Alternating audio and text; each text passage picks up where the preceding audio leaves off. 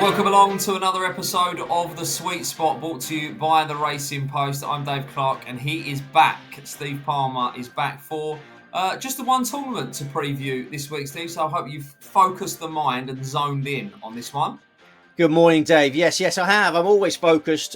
I was working on some other projects last week, but I've kept abreast of the action, fully tuned in over the weekend. Got involved with Marco Penge when he was tied for the lead midway through the third round.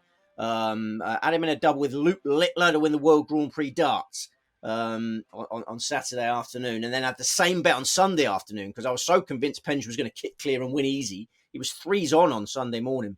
So I had the same bet again, but it wasn't as comfortable as I imagined. It turned into a thriller. Yes, we'll get on to all of that. Obviously, I know you love your darts.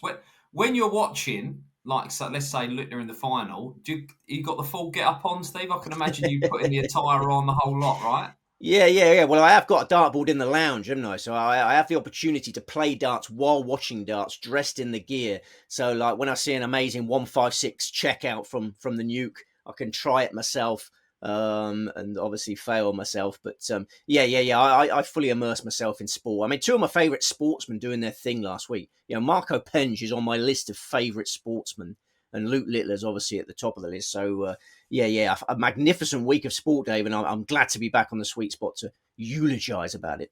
Marvellous. Well, we're delighted to have you, and we're delighted to have you out there as well, watching and listening to us. You might be listening to us on your favourite podcast platform. If you are watching us on the Racing Post YouTube channel, do get involved. Jump into the comments, like, comment and subscribe, and smash the notification bell as well. So when we upload, you will know. So get involved with us here on the Racing Post YouTube channel. There's a bell, Dave. There's an actual bell, is there? Yeah, there's more than one. It goes ding dong when we do something, does it? Yeah, it goes ding dong. Yes, it does. Yes. Wow. Yes, it's all out there, isn't it? Notification bell. We like to. The people want to know.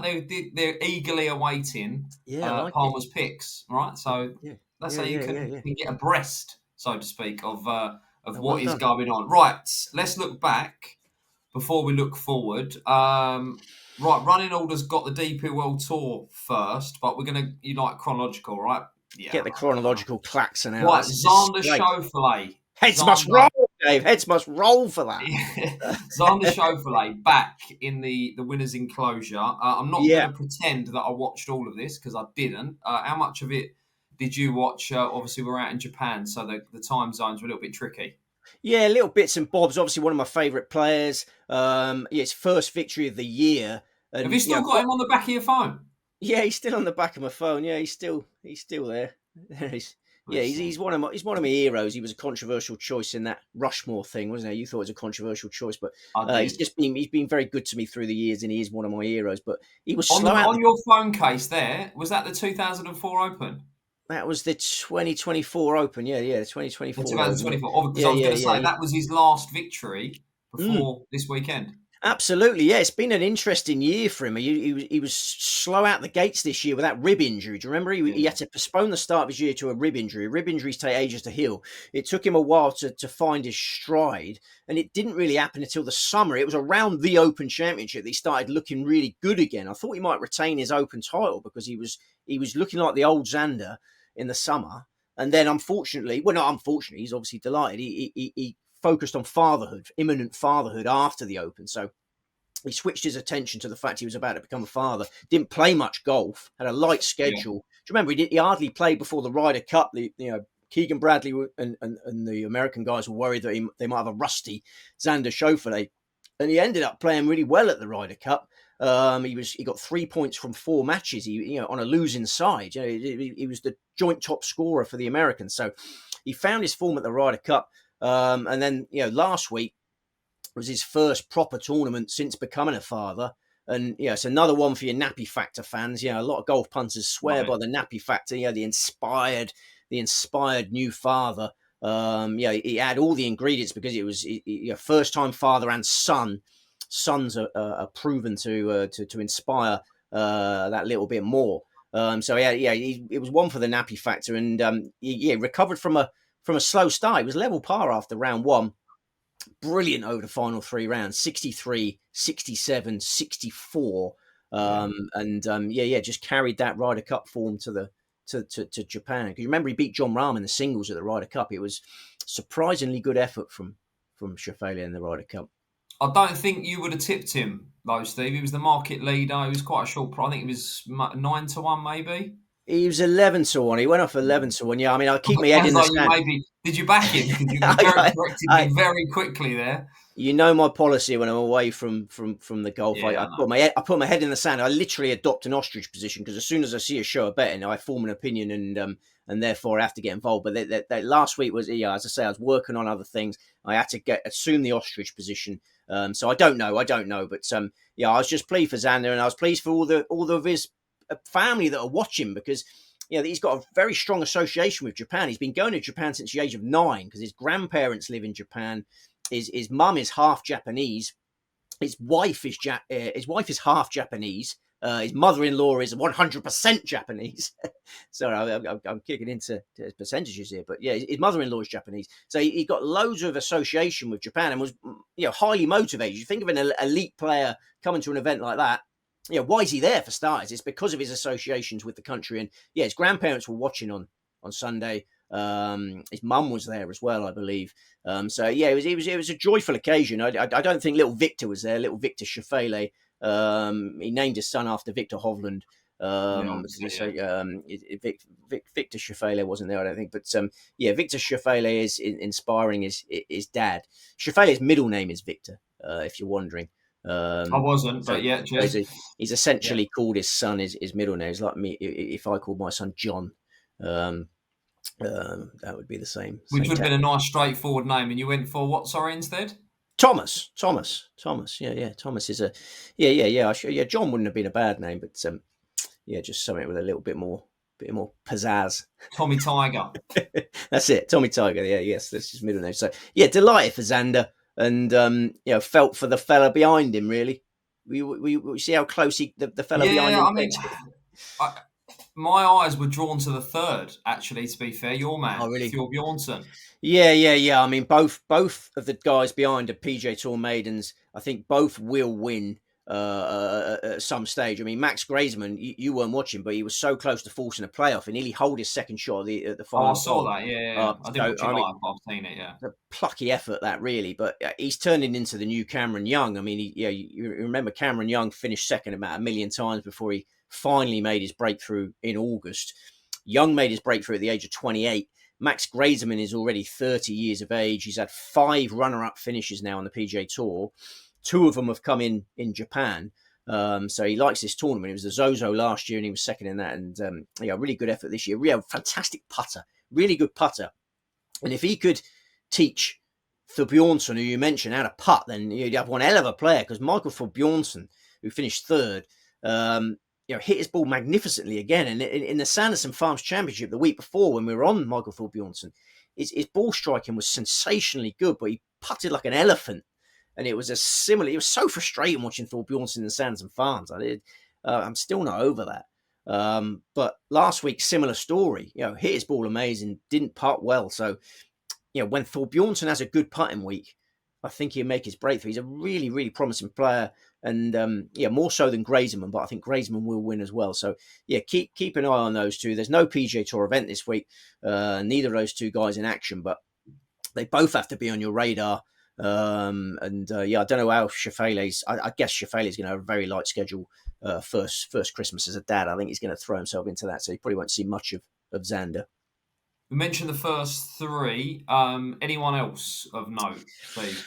I think Max Homer is worth talking about because it's so frustrating for Max Homer fans. We all love Max Homer. We want to see him back to his old self. But last week was a microcosm of the modern Homer. Rounds of 73, 67, 73, 67. Just cannot string 4 rounds together at the moment. And I just wonder whether he's ever going to get it back because he made sweeping changes. He got rid of his coach when he got frustrated. Then he changed his clubs, didn't he? Changed his whole bag. Signed for Cobra, very controversial move. You obviously get instant buck for for signing for a new club manufacturer. So he got the instant buck. But if he'd known that it was going to have such a negative effect on his golf game, obviously there's no value in it, is it? You make a fortune from winning big checks. Yeah. So I think he'd be full of regret. Then his caddy ended up essentially sacking him. So new coach, new clubs, new caddy, and the old Homer seems a long way away. He's dropped to world number 127 now. I just can't seem to put four rounds together, Dave. It's quite sad to see. It is. Yeah, I was going to ask you if you were across what his ranking was, because he's only going in one direction at the moment. Yeah, 127th, and you just think it wasn't long ago he's contending for the Masters, was it? Was it last year's Masters? He was a player that I loved backing. He was winning in lots of events in California, wasn't he? He was always seemed to be underrated in the market as well. Yeah, absolutely. Yeah, no, we hope we see Max Homer back. Troubling times for Max Homer fans, that's for sure. Right, shall we go to Spain then, Steve? Yes, sir. Absolutely thrilling event in the end. Yeah, thrilling. It was. Yes, I did watch this one.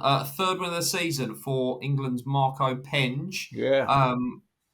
Beating Dan Brown in a playoff, first time of the playoff as well. You mentioned you were on a bit of a roller coaster. Was it a 4-shot lead? And he's ended up in a playoff, and fair play to him. And Steve, we talk about, you've just mentioned second and third in Japan there, about players that have won. His sort of victory presentation chat with Sky afterwards was all about, yes, it was a bit wobbly, but I've already done it, twice already this season. And he just kind of kept the faith. And that is, when we're talking about backing players that have got over the line, I suppose that's sort of the difference, isn't it? Absolutely, yeah. I was only on at 7-4. It was just when I tuned in. I've been playing golf with Tommy all day. Then I tuned in, and I fancied him to kick clear, and he did kick clear, but I didn't anticipate that wobble on Sunday. But just such a joy to watch, and he's such a glorious golfer. Long levers. We've spoken about his long levers on this pod before. Effortless power, all guns blazing. We fell in love with Marco Penge a little while ago, and that love has served us well, Dave. As you say, 3 victories now. A former punter who has become the punter's pal. He's turned his back on betting at the same time as people have started being aware of how good he is. And have you seen that? I watched a video of his, and it focused on his grip. That he has what they call the floating right thumb.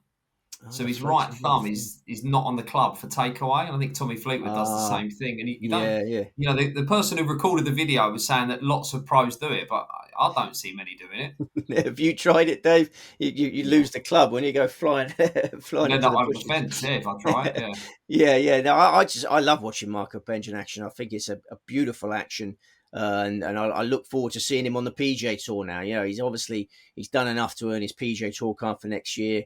I think he'll be good over there. I feel more confident about Marco Penge on the PGA Tour than I do many others who have made that transition from DP World Tour to PGA Tour. He's got all the tools that you need for success over there. I think Marco Penge will be a success on the PGA Tour instantly. And but he wants to sign off in style on the DP World Tour now. I mean, he's in contention to win the race to Dubai. He's the biggest challenger. He's the biggest challenger to Rory McIlroy. Rory McIlroy often wins the race to Dubai. He's got a new kid on the block now that he's going to have to repel. And it's going to be interesting watching the remaining DP World Tour events to see maybe McIlroy versus Penge for the race to Dubai. Yeah, the world's his oyster. He's 27 years of age. He's stateside, and the way he performed in that in the playoff hole, given what happened, I was clearly more ruffled than him. I was on at 7-4 on Saturday, and then played up at 3s on Sunday, just thinking, oh, come on, it can't be beaten. This will not be beaten. and then I had some concerns. But then going into the playoff, he just smashes it through the green on a par 4. It's a drivable par 4, but massively in range for Penge. He needed a club down, but then a brilliant up and down to see off a plucky Dan Brown. Dan Brown was lame, wasn't he? I saw. Was it his neck? It was kind of, but he was still able to hit some unbelievable golf shots, which was incredible. it was a plucky effort from Dan Brown. All credit to him. He had serious neck problems. His on-course treatment, it looked like he might need to pull out, but he pushed Penge all the way, and he can be proud of himself. And then tucked in just behind, you had Tom McKibbin. I didn't get a chance to vent my spleen about Tom McKibbin last week, but he was really unlucky in the Dunhill Links. Yeah, the Dunhill Links turned into a crazy event. Suspensions, stop-start, weather, 3 courses, and trust me, McKibbin had the worst of it. Some of the timings of the suspensions for McKibbin, where he was on the course, were terrible. So he did well last week. He slowed out the gates, and then 3 brilliant rounds, 4th place. So McKibbin got place money for his backers last week. There's a lot. You must have noticed there was a lot of sweet spot regulars on the leaderboard there. Yeah, Rasmus Nygaard Peterson. And Rasmus Nygaard Peterson tied 5th. I mean, surely he's going to make his break from the DP World Tour soon. He's too good to be a maiden on the DP World Tour for long, unless he gets a PGA Tour card. He's just outside the PGA Tour card places at the moment. He'll probably get one from the Race to Dubai rankings, I suspect. What of the runner-up as well? Not the runner-up. Runner-up Dan Brown, the third as well. Gearback. Yeah, get well soon, Dan Brown. I mean, we all love Dan Brown. If I hadn't had a little tickle on Penge there, we would have been cheering on Dan Brown. He's a good egg. Joel Gerlbach, very, very straight hitter. Very, very accurate, but short hitter. Yeah, well suited to this week's test, which we'll come on to in a minute. Joel Gerlbach is a limited player, but this week's quite a decent opportunity for him on a course that suits. And obviously, he was 450 to 1 last week and outscored the short price favourite. We mustn't move on without mentioning John Rahm, because John Rahm backers would have been absolutely fuming with how it went last week. Never really got into it, slow out the gate, struggled to make the cut, got through, didn't do much on Saturday, and then closed with a 65. Quite a flattering result. Tied 9th, but never in contention. And going into hibernation, Dave, like a big grizzly Spanish bear, he's going into his cave now until February. So he's taking best part of 4 months off, Dave. Because this is the beauty of being a live golfer, I guess. He can have 4 months off. This is his last event of the year, and he says he's not playing until the next live event, which is in February. So he's off for hibernation. Well, do you know what? One of the things, I don't think I asked you this in the week after the Ryder Cup, is that have we been a little bit robbed of the best of Rahm, given his switch to the live? Yeah, it was nice to see him in the Ryder Cup with obviously a massive atmosphere and intensity. There's a reminder of what a great golfer he is. Incredible golfer. Yeah, the adrenaline was coursing through his veins, wasn't it? And you could see he's relishing the opportunity to perform on the big stage again. You're right. He must miss though. Yeah, it's only the majors and the Ryder Cup that he gets that. He can finish top 10 in a live event every single week, but it's just not the same. No. I was surprised when he said he was going into hibernation, because he played the Dubai Desert Classic this year, I believe. But it sounds like he's not even going to bother with any of them, and just I suppose he's taking advantage of his live contract. He's going to hibernate in a cave of cash. That's why. A cave of cash. Yeah. The insulation of the £50 note. I mean, it's actually nice to see someone genuinely doing what they said they were going to do, because a lot of these guys say they're joining live because they like the light schedule. I definitely join in live because of the light schedule. It's nothing to do with the fact I've got billions of pounds thrown at me. It's nice to see someone actually taking advantage of the light schedule rather than what everyone else does, which is pretend it's for the light schedule and then go and play in all sorts. I hope he has a nice hibernation. He deserves it. I'm quite jealous of him. It'd be nice to have 4 months just free from work commitments, wouldn't it? Go off and do what you like. I mean, I think he's living the life of Riley there, really, isn't he? I mean, I was getting on my I've stopped getting on my high horse about teachers now when they have long summer breaks. Don't know if your wife's a teacher, Dave. I don't know if she's a teacher's assistant. Teacher. Yeah, I did suspect there was some connection there, but I haven't watched that Educating Yorkshire program. I've started watching that Educating Yorkshire program. I say you fully deserve your months off in the summertime, because it's a tough job, and it's just demanding, having to deal with. Sometimes I've had enough of sharing a house with 2. Imagine sharing a room with 30. Yeah, exactly. I would not be able to do it. So I think the teachers deserve a long summer holiday. I used to get frustrated with how much of taxpayers' money was spent on their holidays, but now they got my full blessing. Listen, they don't get paid enough. They don't get paid enough. No, no, Right, fair enough. shall we move on then, Steve, to this week? Yes, we should. We should. It's an interesting event, fascinating event. Okay, right. Before we do, you've mentioned you was out on other projects last week. I'd just like to let everyone know that's not going to be a regular thing. All right, our No, Steve no, is no, going no, to no, be here every week. no, So no. it's Don't all worry. good. Don't panic. There's not going to be random weeks dotted around where Steve's not going to be here because some No, people like to say no Palmer, no party. So no, fully it committed. will we will be party central here on the sweet spot.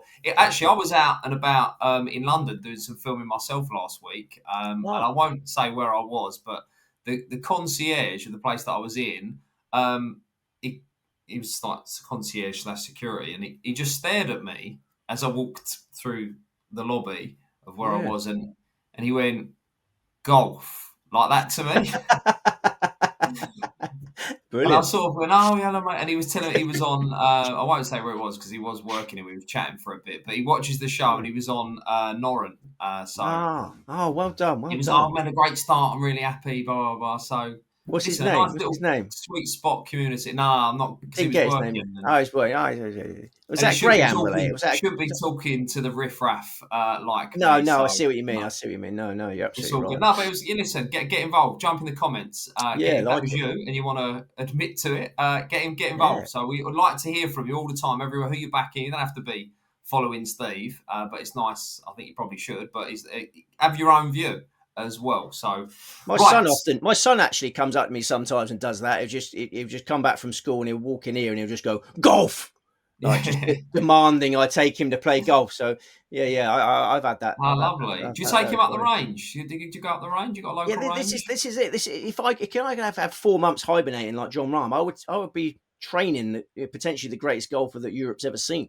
Yeah, it's just the time. Like he come in and he say golf, and then Yeah. sorry, he doesn't talk like that. I don't know where that came from. And I have to say sorry, son, I can't. I've got I've got devoted readers to attend to. I can't. This is the problem that the working man has. If they've got a talented sportsman in their midst, they can't actually develop them because of the I did commitment. take my daughter up the range. I shout out the Carpenter's Arms in Essex. The pub's got a driving range behind it, and if Has you it? go up there with your kids, they've got all different size clubs. So it was the first time I'd ever taken her, so I'm not obviously going to have a Yeah, set of clubs for her. And they sort of measured her up. We went to the bay and she liked it. And I read a thing about that sounds not being too glorious. pushy, Steve. You might want to Yeah, take note of this because I know it. So she was really happy, wanted to keep it in the balls, and I think we had 3 or 4 balls left. And I said, "I'm going to hit them." And the key is to keep them wanting more. Don't yeah, sure. overdo it because you want them to want to go back next time. Yeah, So I yeah, just stepped absolutely. in and said, "I'm going to let the big dog eat the last 3 balls." So Yeah, stand back. So it's and all he's good. topped a few along the ground to show how it's done. Exactly. Yeah. Don't you worry about that. That Right. sounds Anyway, amazing. Carpenter's Arms. So are they? Is it the same business? The Carpenter's Arms and the no, driving range? No, no, no. no, It's just a no. coincidence. It does sound like a dreamy location. Yeah, sorry, Dave. We must crack on. We're getting in It is a trouble. dreamy location. I can assure you of that. Big up the Carpenter's Arms. Right. What we are, we're looking at the India Championship here, Steve, which is not the Indian Open. Am I right in No, saying no. that? This is a This brand is new event. This is a yes. brand new event. It's called the DP World India Championship. A bit greedy of DP World wanting some more. Getting in the name as well. I don't know why they need to be in that. They've got the tour, but yes, the DP World India Championship at Delhi Golf Club. We've been to Delhi Golf Club before. Yeah.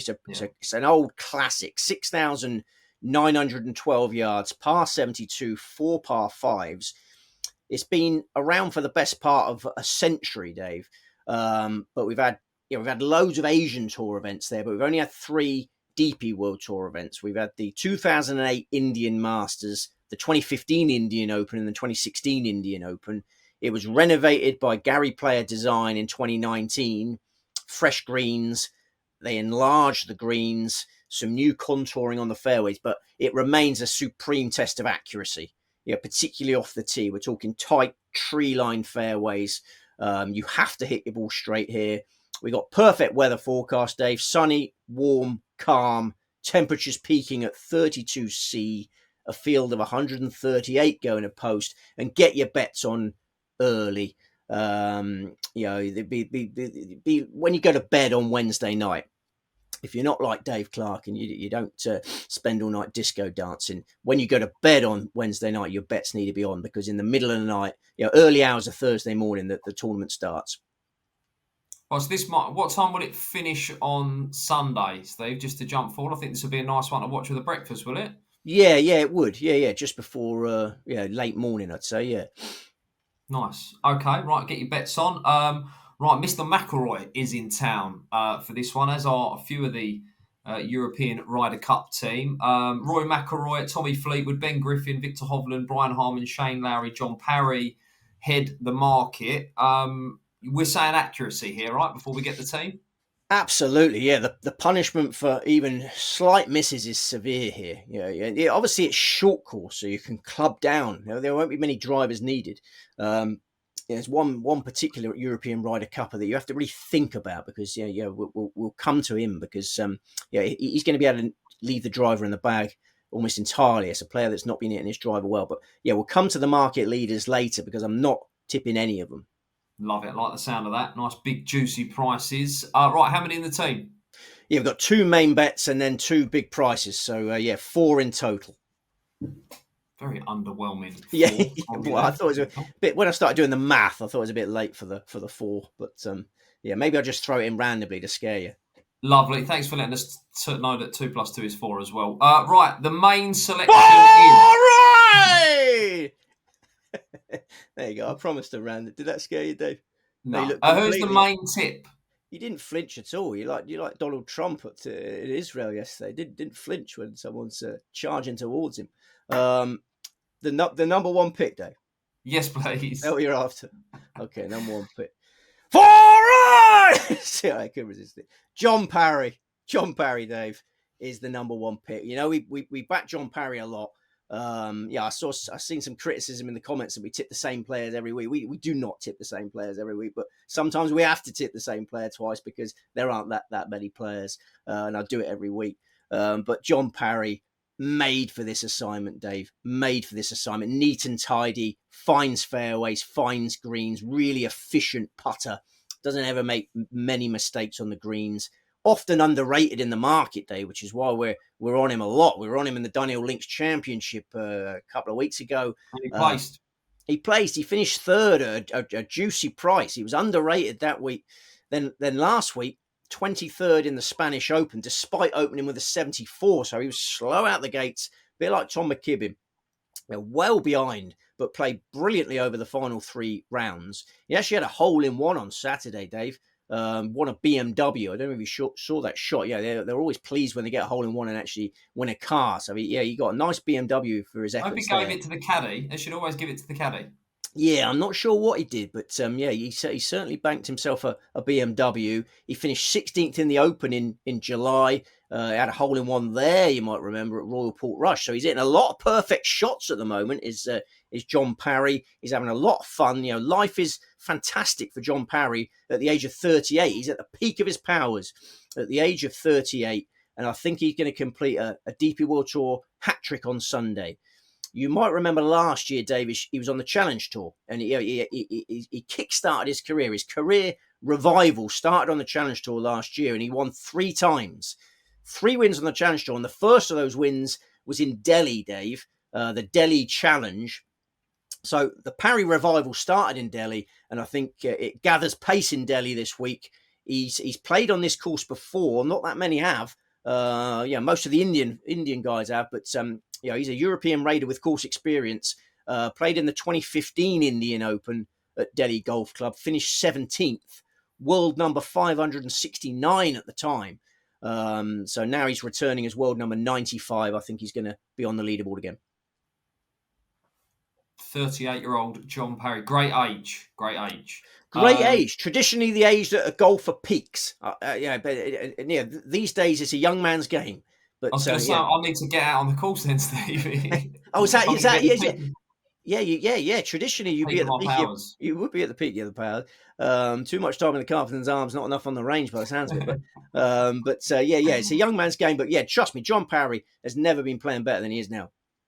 Okay, right. Here's the main selection then. There's a bit of interest as well for Mr. Parry in the market. So get on quickly if you can. Right, who is the next best? Jaden Shaper, sweet spot regular. We've been backing this lad since he first emerged onto the Sunshine Tour. He's a South African, and he's impressed me from day one. Classic swing, textbook swing. There's not much that can go wrong with Jaden Shaper's swing, and the result is supreme accuracy. This week's layout plays to his strengths. Expect him to find safe passage to the greens, and then contend for a maiden DP World Tour title if he putts well. The putter is the key to success for Shaper this week, I feel. And we were on him when he finished second in the Alfred Dunhill in 2020, you might remember. He was a real baby back then. A real young man. But he almost won the Alfred Dunhill, had a bad Sunday. I'm still not over it 5 years later. He was sixth in the South African Open that year as well. Fifth in the South African Open in 2023. And then this year, just gone up a level. You must have noticed the improvement this year. Much more consistency from Jaden Shaper now. A regular on DP World Tour leaderboards. Fifth in the Qatar Masters. Fourth in the Kenya Open. Fifth in the Austrian Open. Third in the KLM Open. And in his last three tournaments, Dave, been ninth in the French Open. Closed with a 65 in France. And then the Dunhill Links, 3 rounds of 70, 3-round event, 50th place. No disgrace in that. It's a farcical event at times, as I mentioned. He's not got much links experience. I thought 3 rounds of 70 was solid enough. And then last week, he shot 4 rounds in the 60s for a share of 5th place in the Spanish Open. He was really accurate over the weekend, Dave. Bogey free on Sunday. So I think Shaper looks in mint condition for this one. And he's played well in India before. He finished 13th on his Indian Open debut in 2023. This layout suits him even better than that one. I think the time may have come for Jaden Trey Shaper. Let me ask you, he's been on the radar a few times. Was you watching him last week thinking he might be of interest next week? Or do you just kind of come into this event clean slate, look at it, and then look back and think, oh, actually, he played well last week? What's your thought process? More the clean slate. I like to have my eyes and ears and my nose on everything, Dave. I like to use all senses at all times. So obviously I was aware. I was watching him closely last week, but I hadn't moved forward to this week yet. But as you say, Jaden Trey Shaper, we had him down as the new Bernard Langer when he first came onto the scene. He looked a bit like Bernard Langer the way he went about his business. He even had the blonde locks and whatnot. And I still think Jaden Trey Shaper will make a big impact in the world of golf. But you've got to be faithful with these guys. Yeah, a lot of people will be frustrated that I've put him up again, but I'm certain he's good enough to win on the DP World Tour. And this looks a golden opportunity. Yeah, I only ask because I know you live and breathe it, so you know what's around the corner. So I just wondered if you thought, next week, like that might suit him. No, mate. Sometimes I don't even look round the corner. I like to stay present. I like to stay in the moment, using all senses, even the hands. Using all the senses. Eckhart Tolle's another one of my heroes. Marco Penge, Luke Littler, Eckhart Tolle. You have to look him up. The power of now, staying in the moment. No one gets any good results from looking too far ahead and too far back. Stay in the now, Dave. It'll enhance your life. Okay, right. Okay, I've got vibes. Listen, you're more of a Happy Gilmore geek than me, but the first film, the guy at the side of the green that's giving it the pep talk, right? I was getting the vibes. That's it. Yeah, block bad, harness good. Yeah, that's it. Block bad. I'm getting some real serious vibes from you then, Steve. All good things, Happy. All good things. That's it. Yeah. It's like a carousel, if you will, like a carousel. Exactly that. Right. Let's move on, shall we? Right. Third selection. You tell me you've got some big prices here, so here we go. Yes. Third pick. Darius van Driel, who was a hero for us in the Kenya Open last year. You must remember that one. The main reason we went for Darius van Driel in the Kenya Open was his driving accuracy. Finds fairways for fun. All of my selections this week don't hit it far, but they hit it straight. You don't need to hit your ball far at Delhi Golf Club. It's a fast running track. The weather has been great in the build up. The weather's great for the tournament. And Darius van Drul will be licking his lips. He won a few times at lower levels before his DP World Tour breakthrough in Kenya last year. He won on the Alps Tour in 2015. He won twice on the Challenge Tour. Always worth considering when accuracy is the name of the game. He was a playoff loser in the Soodle Open in May. Accuracy is the name of the game in the Soodle. And his last 4 starts have been really encouraging. He was 24th in a high-class BMW PGA at Wentworth a month ago, then 10th in the French Open. He opened with a 63 in the Dunhill Links. He destroyed Kingsbarns in really bad weather. It was an amazing round.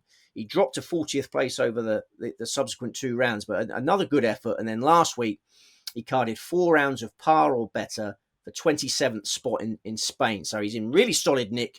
This week's assignment is ideal, appealing each way investment. I like it. Okay, right. And the 4th and final pick. Jens Dantorp. Another accurate sort, chalked up at enormous odds this week. Finds fairways, can stay out of these Delhi trees that are going to cause so many problems for so many people. Keep the big numbers off your scorecard. And he could have another successful week in India. He finished 4th in the Indian Open at the end of March. He was 16th on his Indian Open debut in 2018. He's never missed a cut in India. He loves his trips to India. And there's been encouragement in his last 3 tournaments. He finished 14th in the French Open. He had 1 decent round in the Dunhill Links. So it was a 3-round event. He shot a 66 at Kingsbarns. Then he was 30th last week in Spain. He was the 2nd most accurate driver in the field on Sunday in Spain. Coming to a much more suitable test this week.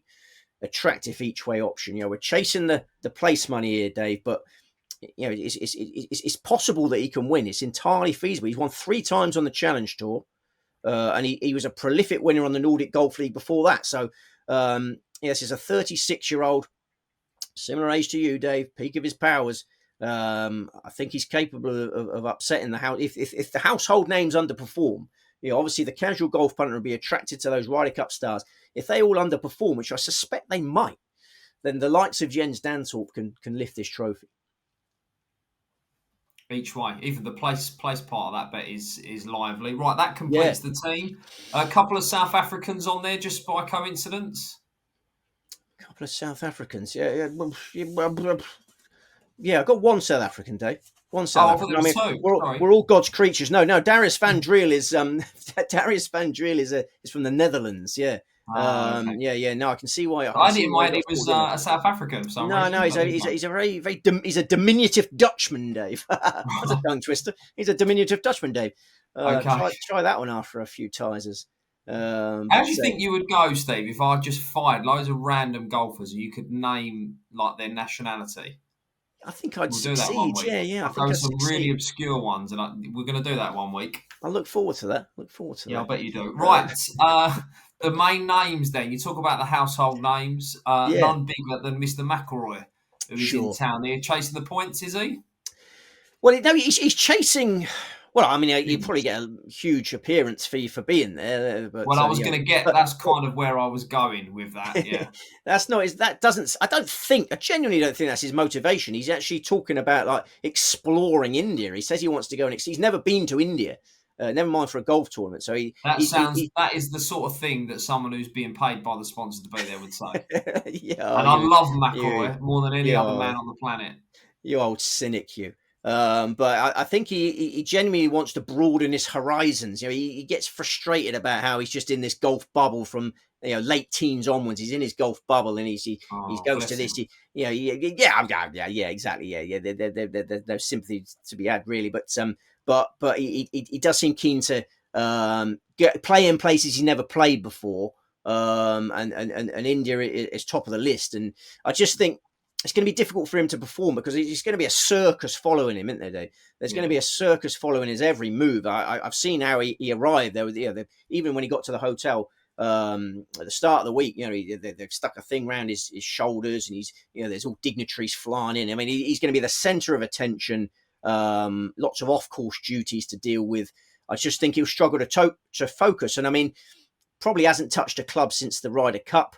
It might be a tad rusty, but I just think focus would be difficult. Motivation might be difficult, and a similar case for Tommy Fleetwood. Really, I mean, where's the motivation come for Tommy Fleetwood? Hasn't had enough time off since the Ryder Cup, I'd say. I mean, it's a grueling Ryder Cup for him. Played 5 matches, then he played the Dunhill Links, and then a week off, and then back at it again. So I think Tommy Fleetwood might be a little bit cheesed off with his the guys who help him with his schedule. I think his wife is probably in charge of his schedule, actually. So he's probably a bit cheesed off with his wife. I'm not encouraging domestic strife here, but I don't know why Mrs. Fleetwood has put Tommy down for this one because. But again, maybe a juicy appearance. Maybe she's going to travel in tow and see a bit of India as well. Maybe she likes the cuisine. Yeah, she's probably there, and they probably sample some excellent curries and stuff, won't they? So I would imagine, Fleetwood. Basically, McIlroy and Fleetwood are there to entertain the masses. There's going to be huge galleries following them. They're there to entertain on a golf course. On a golf course where the key to success is to not entertain. The key to success is disciplined golf, course management, precision, irons off the tee. McIlroy and Fleetwood, I'll be aware their job is to entertain.